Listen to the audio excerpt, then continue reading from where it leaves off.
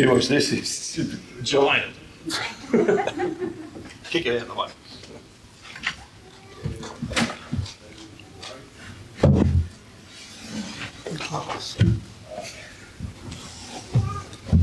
Reka dusome mu izina rya Yesu. Let us read in the name of Jesus. Ni mu gitabo cy'Abaheburayo 12 gutangiriraho turaza kugeza kuri 3. Aravuga ngo nuko natwe ubwo tugoswe n'igicucu cy'abahamya bangana batyo twiyambure ibituremerera byose n'icyaha kibasha kutwizingiraho vuba dusiganirwe aho dutegekwa kwihanganye dutumbira Yesu wenyine ari we banze ryo kwizera kandi ari we ugusohoza rwose yihanganiye umusaraba kubw'ibyishimo byamushizwe imbere tiyita kwisoni zawo yicara iburyo bw'intebe y'Imana. Kuri 3 haravuga ngo nuko muzirikane uwo wihanganiye ubwanzi bw'abanyabyaha bukomeye butyo kugira ngo mudacogora mukagwa isari mu mitima yanyu. Amen. Amen. Thank you. Amen. And Matthew 26. Matayo 26. Verse 36 to 46. 36 kuri 46. That's better. I'm still shorter than him.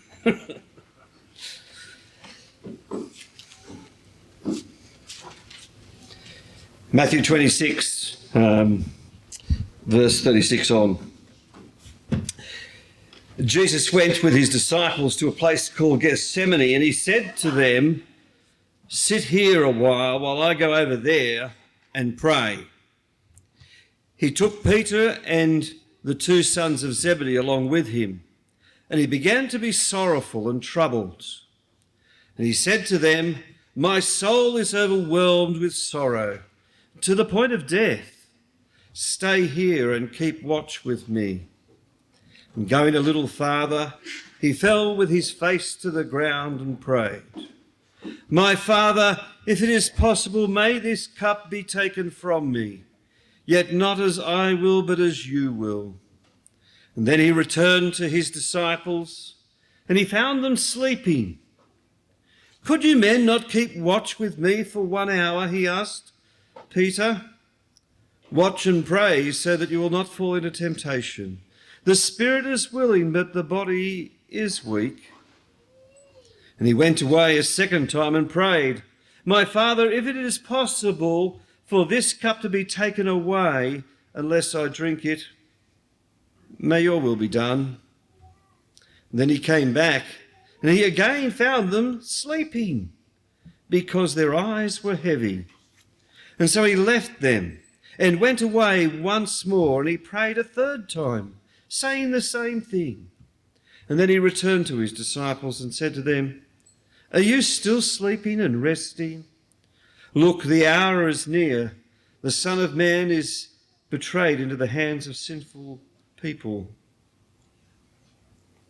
Rise, let us go. Come, here comes my betrayer." You can have a rest now. Thank you. He will return.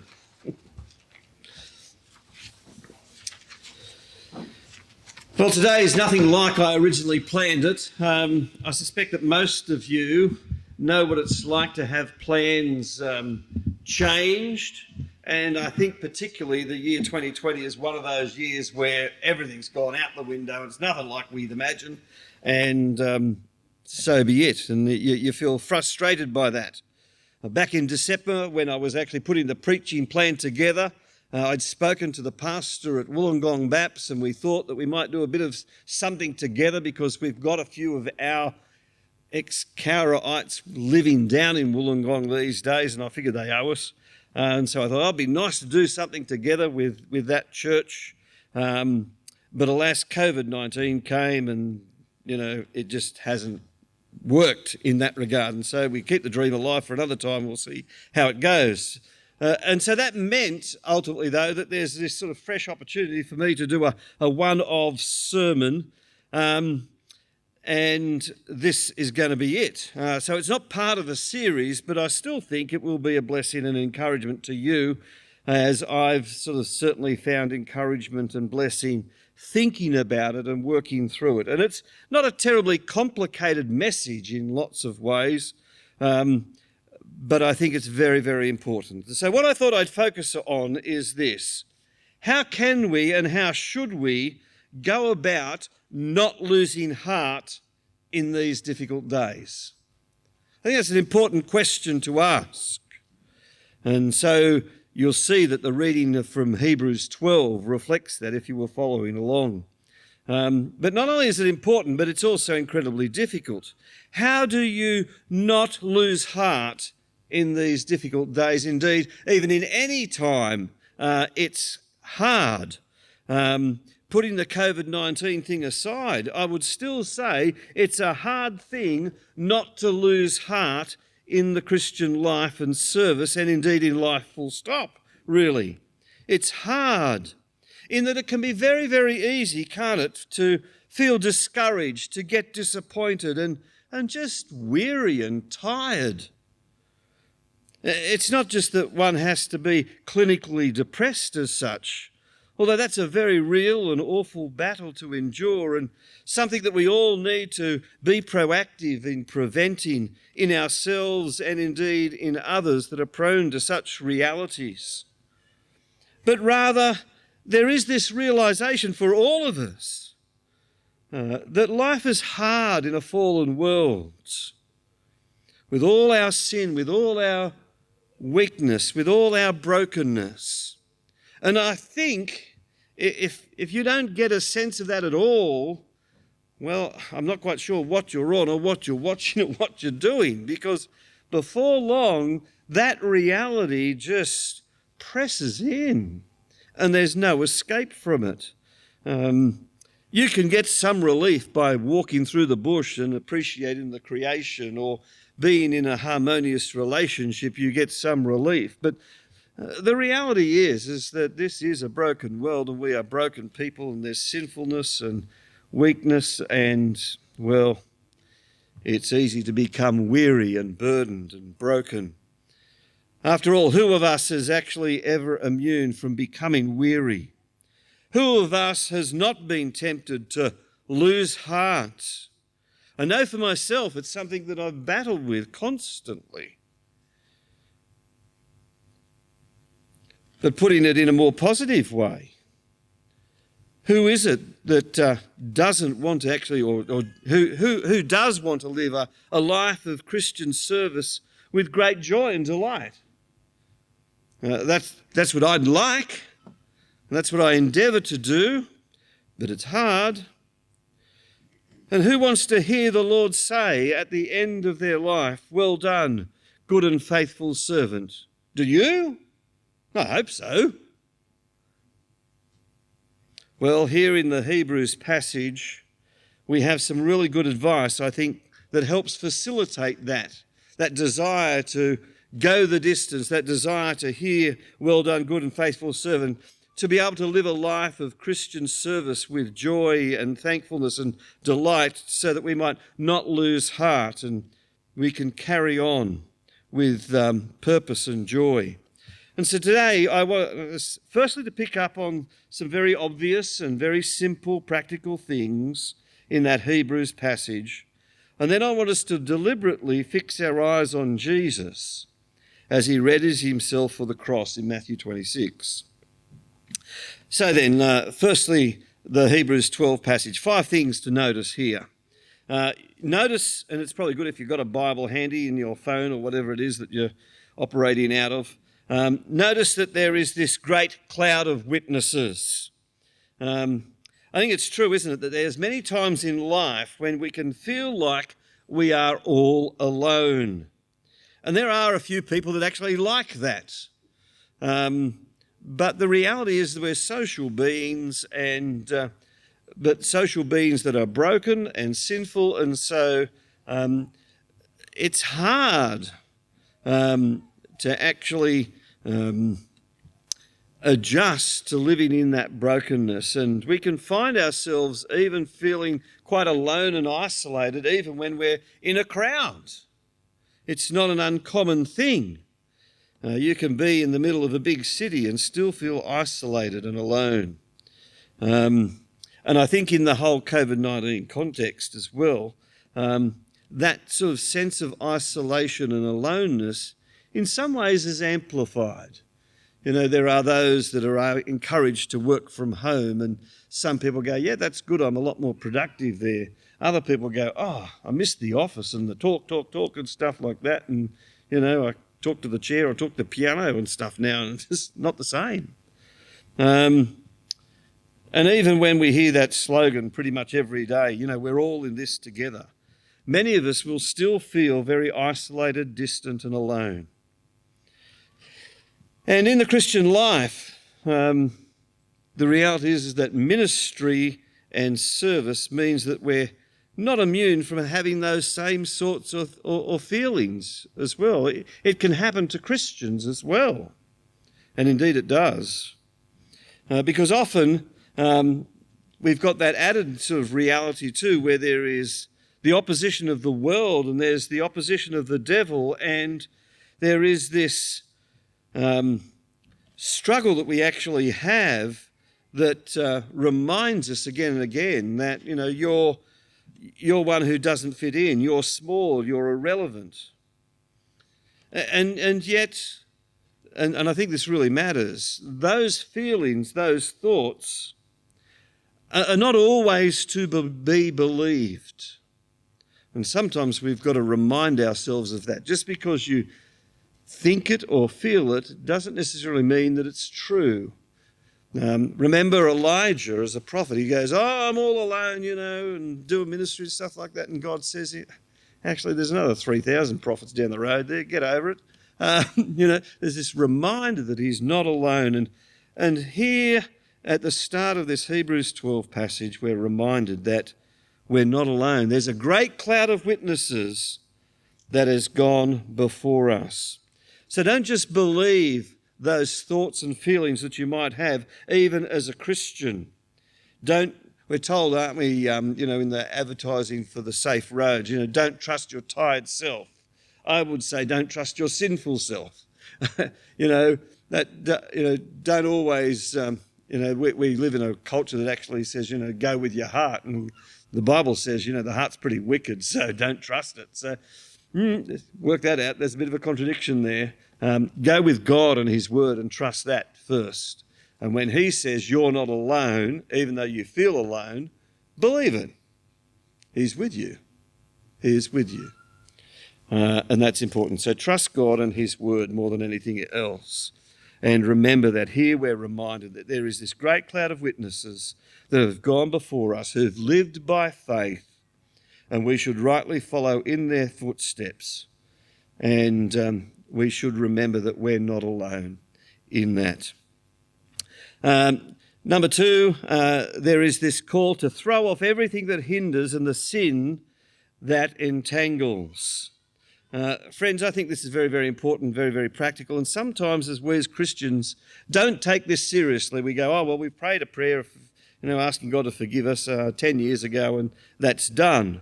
But the reality is there is this constant reminder through scriptures that we need to actually become more like Jesus. And so here are these words: throw off everything that hinders and the sin that entangles.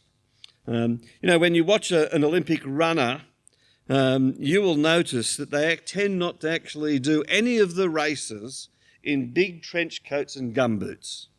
I think it was Cliff Young that used to practice in gumboots, but even when he was running for real, he'd take the gumboots off. And I suspect that he went a lot faster without the gumboots on. I'm just thinking that, you know. I know, well, yeah, with gumboots or without gumboots, it doesn't make a lot of difference for me, but, you know, there it is. they dress, you see, so that they can run as fast as they can and not be impeded. And so it is when we as Christians run the race that is set before us. We need to dress for the occasion. But notice there what we are to throw off. It's everything that hinders. That is, whatever it is that restricts our progress as a Christian, we are to put aside. And some of those things might be good things and useful to a point. But if it distracts, if it restricts, leave it alone, put it aside. If it's the phone, if it's the family, if it's a relationship, it's a career, those things aren't necessarily all bad, but the reality is this is about priorities and focus. So I encourage you to work it out. Remembering just the other day, I saw one of those tennis players, for the French Open. He's getting organised and he was going to get penalised because he, rightly warms up and he's got his tracky duds on, that when it's time to play the game, his tracky duds are stuck and he's got his big foot, he's got a foot like this, and he can't get his tracky duds off. And it wasn't going to be very good for him to be playing with, one pant leg off and one pant leg on. And, it was just not going to work. And so I encourage you to work it out. It's not a case that all those things are sinful and bad, but it is about priorities. So you work that out. But notice, though, that there is the fact that sin is specifically mentioned here. And I think that's important. It's not just the good things that can get in the way, like the tracky duds, but bad things do as well. And so we're exhorted here to throw off the sin because it trips us up. We're to cast aside our sinful acts and attitudes. Now, it's pretty common, I think, for people sometimes to actually put a set of clothes on and wear them maybe for a short time and then just put them aside because we think, I'll wear that again later. For me, it's usually over the end of the bed. And sorry to bring that up, or I will be. I know. But the tragedy is that so many of us tend to do that, treat sin the same way. And we think, I'll put that on again later. No, that's stupid, isn't it? It really is dumb. It's like me leaving my old smelly fishing clothes on the end of the bed, which I don't do. And as if that would be fine. I'll have a shower and then later on I'll plan to wear those unwashed, filthy, stinking, pilchard, soaked, disgusting clothes that I love so much. And thinking, I'll put that on again, that'll be good. Friends, Jesus died to free us from sin. And so let me encourage you to leave it alone. Put it at the foot of the cross and leave it there and don't wear it again. It's gross, it's bad taste, and it's so out of fashion for Christians. It's inappropriate. So if there's sin in your life and you're conscious of that, fight it. Crucify it, says Paul. Cast it off. Don't become so comfortable with it and go, I might wear that again. It caused the death of Christ, and it brings you grief, and it trips you up again and again. Why would you put it on? It's like sort of wearing all your pilchard soaked clothes and go swimming with sharks. Dumb idea. Well, thirdly, it says there, let us run with perseverance the race marked out for us. Now, many people have noted that Christian life is like running a marathon rather than a sprint, and that seems to ring true for me. You see, it's not so much about how fast you go at a particular point in time, but it's actually how you finish the race. It's no good running 100 metres in 12 seconds if you then fall in a heap and don't go the distance because the race happens to be a marathon. The 100-metre sprint, means nothing at that point. Historically and significantly, there's a guy called Stephen Akawari in 1968. I don't remember it, but it's an amazing illustration that highlights the point. And he represented Tanzania at the Mexico Olympics in the marathon. And during the race, Akawari stumbled and fell, and he injured his knee and ankle quite severely. And at 7 o'clock that day, the runner from Ethiopia had actually won the race already. And all the other competitors had finished, and there's just a few thousand spectators left as the Olympics for that day is being wrapped up. And then there's this huge commotion by those few thousand that remain, because Akawari came limping through the gate and ran round to finish the race amongst all those sort of cheers and applause as he completed the marathon. And later on, a reporter asked the question. He said, why did you continue the race after you were so badly injured? And his reply has become quite famous, and rightly so, where he says, my country did not send me 7,000 miles to begin a race. They sent me to finish it. I love that. Well, fourthly, in Hebrews 12, verse 2, it says, fix our eyes on Jesus, the author and perfecter of our faith, who for the joy set before him endured the cross. And although there's more depth and detail in this verse than we're going to unpack now, let me simply just pick up on these things. The first, the idea of fixing our eyes on Jesus. And then that phrase, who for the joy set before him endured the cross. Fixing our eyes on Jesus, well, what's that about? It's about intense focus, isn't it? That glint in the eye, that staring, glaring determination. That's where I'm headed. Lots of people in the world will talk about focus and vision and determination. You want to be an elite athlete? Well, you can do it, but you're going to have to work hard. Want to be a millionaire? Well, you can buy this book and follow these steps, and you can do that too. Or at least you'll help me to become one, says the author. You know, if you don't make it, well, it's your fault. You got distracted. You weren't focused enough. But my friends, let me ask you this question personally. What is it that captures your gaze? What is it that you focus on in life, really? Is it your body? Is it your bank balance? Is it your image, your house, your car, your career? If so, you're looking in the wrong direction. Fix your eyes on Jesus and focus on him. For we are not made for mirrors to look at our own reflection. We're made to reflect Christ. And so we are to gaze upon him and show him to the world as we look to him and go, that's what I need to be like. See him, know him. That's the end goal. And as you see him, as you watch him, as you focus on him, you will notice that in him there is this sense of joy that enables him to endure the cross.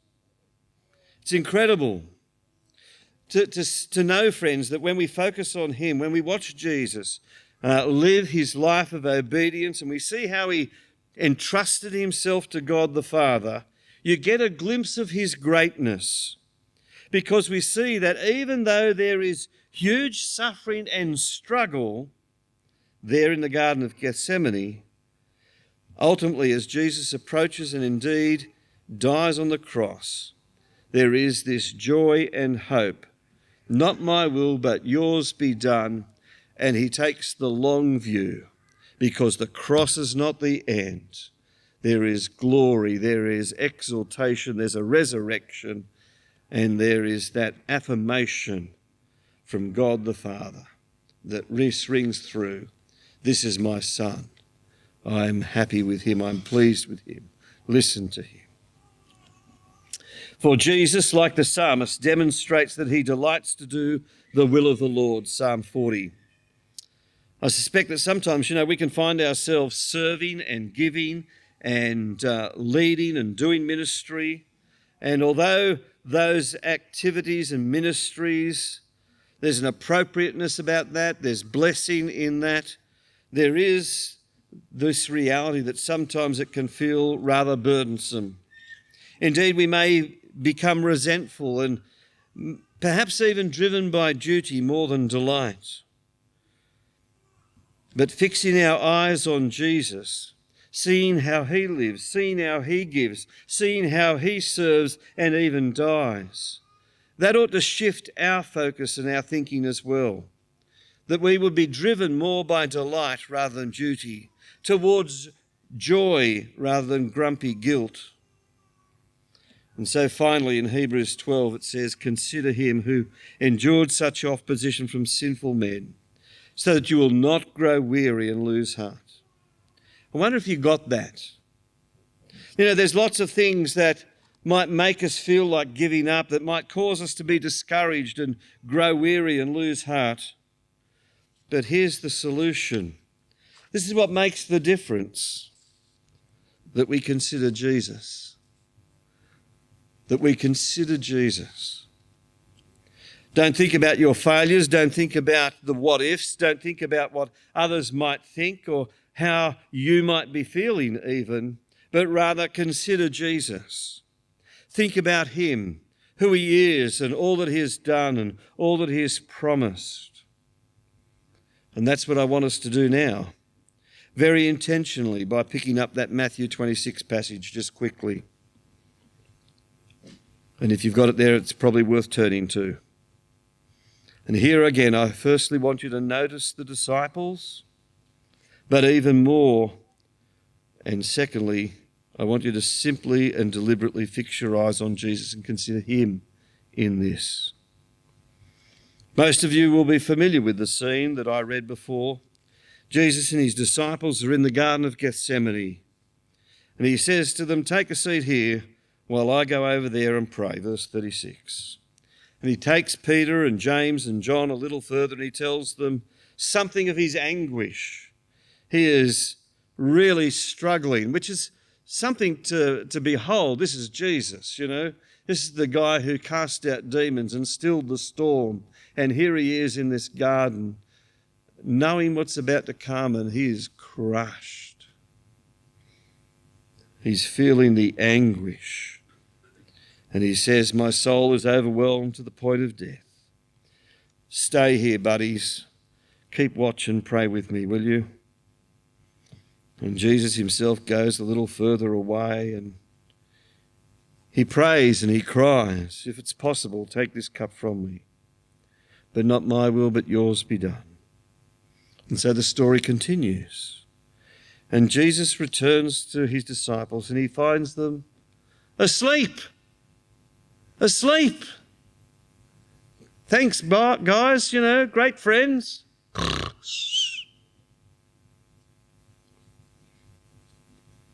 It's incredible. "Could you not keep watch for even an hour," says Jesus. And he goes away a second time. "My Father, if it's possible for this cup to be taken away, unless I drink it, may your will be done." And then again in verse 43, the disciples are sleeping because their eyes are heavy. Now, it's a good thing to notice the disciples, isn't it? And when you read about them sleeping, you might be tempted to think, wow, well, how could they do that? Indeed, how dare they do that? Jesus has poured his heart out to them. And there they are asleep. It's unbelievable. It's unthinkable. And if you stop for a moment and think about yourself, you will also say, it's understandable. Isn't it? And it's so easy to become self-righteous and go, how could they? I'd never do that. Ask your wife. Don't have to. It's not just unbelievable and unthinkable, it's understandable. And you might be tempted to think, oh, well, I'd do better. But who can tell, really? I think it says there their eyes were heavy, and it highlights their humanity. They are weak at this point. They are tired. They are weary. They are exhausted. And although it appears that Jesus is a bit disappointed in verse 40, could you not stay awake just for an hour? It seems that he understood their humanity, in that he leaves them sleeping in verse 44. And he goes on to pray some more. Again, let me say, do notice the disciples. See them in all their frailty. Observe their humanity. See them sleeping. Indeed, identify with them if you would. They're tired. Their eyes are heavy. They feel weak. They feel weary. But brothers and sisters, make sure you see Jesus in this. Make sure you fix your eyes on him. Picking up the Hebrews 12. Make sure you consider him. Don't be so consumed about the humanity of the disciples and their weakness. Be amazed and awestruck by the wonder and dignity and perseverance of Jesus, who prays and goes to the cross. He endures, he keeps praying and preparing for what lies ahead, the cross. The disappointment of his disciples did not distract him from his mission. And brothers and sisters, when we do ministry and when we serve, we can easily be disappointed and we can easily become weary. But what will help us to endure and persevere and press on is that if we fix our eyes on Jesus rather than on the other things and the other people. Let me encourage you to not grow weary and lose heart in ministry, in life, in giving and in serving. It may feel like it's all too hard. I know. If we just focus on our humanity, and if we only look at our weakness and our weariness, we will get tired, and we will just want to rest, and we will want to fall asleep and maybe even give up. But if we fix our eyes on Jesus, if we focus our attention on him who endured and ultimately went to the cross, then we will not lose heart or grow weary, but we shall find joy, even in the midst of sorrow and service. I have to keep reminding myself and preaching that to me, and I hope you hear that as well, and you remind yourself of that again and again, because I don't want you to lose heart. I don't want you to become weary and just drop out. Go the distance.